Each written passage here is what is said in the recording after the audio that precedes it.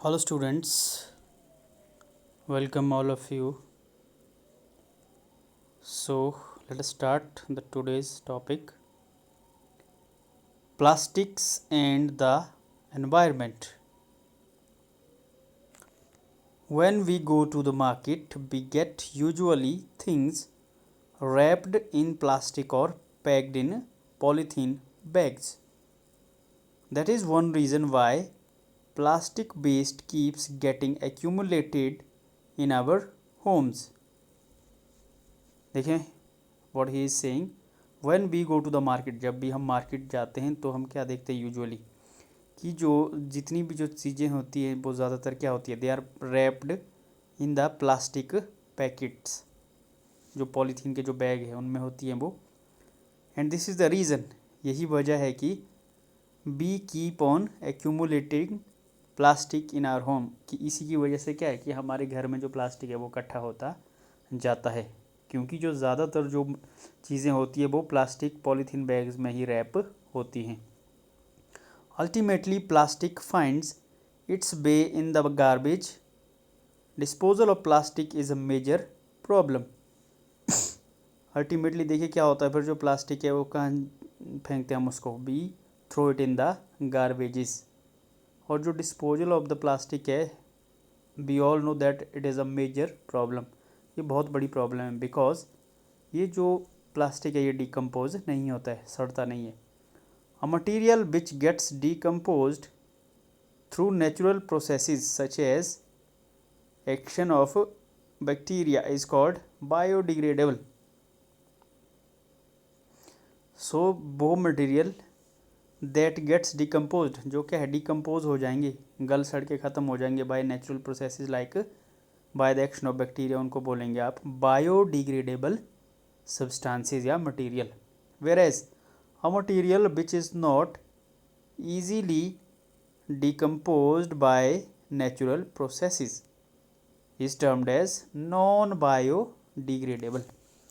दूसरी तरफ जो सब्सटेंसेस या जो मटेरियल है जो कि नेचुरल प्रोसेसेस से डिकम्पोज नहीं होंगे उनको बोलते हैं नॉन बायोडिग्रेडेबल। देखें टेबल में आपके पास दिया भी है टाइप ऑफ वेस्ट और कितना जो है समय जो है लगता है गलने और सड़ने में, एंड देयर नेचर कि किस तरह के हैं वो, आर दे बायोडिग्रेडेबल और नॉन बायोडिग्रेडेबल। नेक्स्ट देखें अब, since plastic takes several years to decompose it is not environmental friendly. It causes environmental pollutions beside the burning process in the synthetic materials is quite slow and it does not get completely burnt easily। देखिए क्या बोल रहा है, since plastic takes several years, जो plastic है वो decompose होने में बहुत सारा समय लगाते हैं, सालों लग जाते हैं इसमें। So it is not environment friendly, इसलिए हमारे एनवायरनमेंट के लिए अच्छा नहीं है। What does it do, it causes environment pollution होगा, beside burning process in the synthetic material is quite slow. इनकी जो जलने की जो प्रोसेस है वो भी क्या देखिए स्लो है, and it does not completely burn, ये पूरी तरह से नहीं जलते हैं। In the process it releases lots of poisonous fumes into the atmosphere causing air pollution. अब जब ये जलते हैं तो देखिए क्या होता है, ये जो है बहुत सारा इनसे क्या निकलता है, पॉइजनस फ्यूम्स निकलती है, पॉइजनस गैसें निकलती है जो क्या करती हैं, which pollute our air that is atmosphere.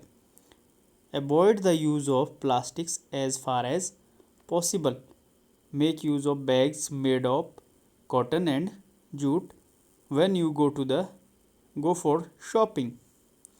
देखिए क्या बोल रहा है कि avoid the use, we should avoid the use, जितना ज़्यादा हो सके हमने इसका जो यूज़ करना है वो कम करना चाहिए। And what we should do, we should use the bags made of cotton और जूट के जो बने बैग है, जब हम शॉपिंग के लिए जाते हैं तो इनका इस्तेमाल करना चाहिए। The biodegradable and non biodegradable waste should be collected separately and disposed of separately. देखिए क्या करना चाहिए हमें, we should dispose of these material separately, जो बायोडिग्रेडेबल है उसको अलग रखना चाहिए, जैसे बोलते भी है घर में भी आपको ये चीज़ करनी चाहिए, that you should separate the biodegradable, जो सड़ने वाला जो वेस्ट है उसको अलग करना चाहिए और जो सड़ेगा नहीं उसको अलग। Practice this in your homes, घर में आप कर सकते हैं ये चीज़।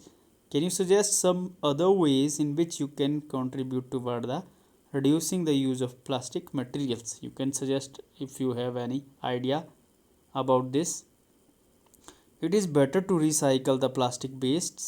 Most of the thermoplastics can be recycled. देखिए क्या बोल रहा है कि it is better to recycle करना चाहिए हमें प्लास्टिक वेस्ट को, एंड वी नो दैट जो मोस्ट ऑफ द थर्मोप्लास्टिक्स है उन्हें रिसाइकल्ड किया जा सकता है। Make a list of items that can be recycled, list बना सकते हैं आप। However, during the recycling, certain coloring agents are added. This limits its usage, especially for storage of food. हालांकि क्या बोला देखिए, during the recycling what is done there, कुछ colouring agent add किए जाते हैं इसमें, जिसकी वजह से क्या होता है फिर, this limits it's usage specially for storage और फूड। उसके बाद क्या है, हम इन्हें स्टोरेज के लिए इस्तेमाल नहीं कर सकते, क्योंकि जो कलरिंग एजेंट्स है उनमें कहीं ना कहीं क्या है, देयर इज़ सम केमिकल्स।